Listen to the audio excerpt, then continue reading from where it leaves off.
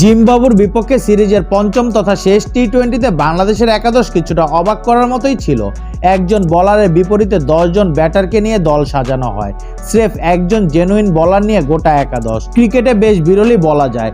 অবশ্য এত ব্যাটার নিয়েও খুব একটা সুবিধা করতে পারলেন না নাজমুল হোসেন শান্তরা।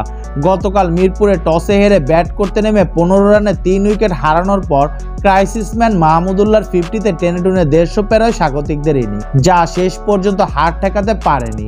8 উইকেটের দাপুটে জয়ে শেষটা রাঙিয়েছে সফরকারী জিম্বাবুয়ে। আমেরিকা ও ক্যারিবিয়ান দ্বীপপুঞ্জে 20 দলের টি-20 বিশ্বযুদ্ধ শুরু হতে অপেক্ষা আর মাত্র কয়েক সপ্তাহের। এরই মধ্যে স্কোয়াড ঘোষণা শেষ বেশিরভাগ দলের। যে কোনো মুহূর্তে নিজেদের দল ঘোষণা করতে পারে বাংলাদেশও।